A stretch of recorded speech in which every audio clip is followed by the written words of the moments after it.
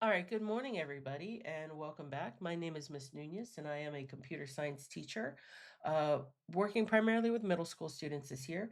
We've been going through the Unit 3 on interactive animations and games in the CS Discoveries curriculum on code.org.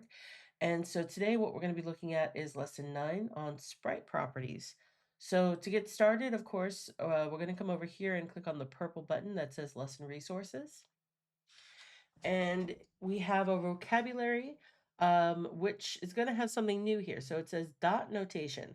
So at least for my students, they haven't had this introduced yet. So dot notation, the way that sprites properties are used in Game Lab by connecting the sprite and property with a dot. All right, and so you can see examples here with the introduced code where sprite dot rotation, which I'm guessing is going to mean that the sprite will rotate, right? So turn 90 degrees, turn 90 degrees, turn 180 degrees, etc. Sprite dot scale, so I'm guessing you know how large or small it is.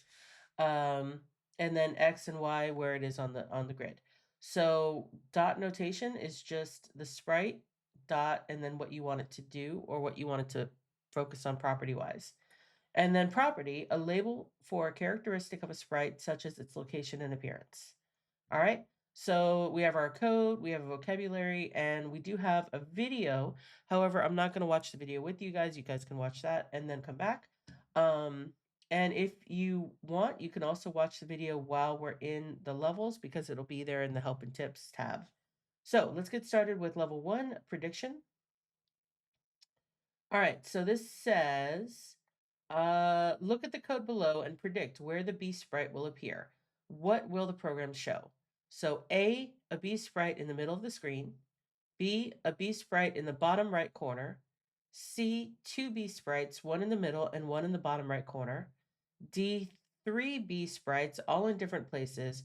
Or E, nothing. There will be an error.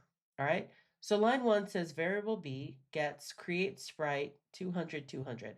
So this means that the b is going to be placed, right here in the middle of the screen somewhere.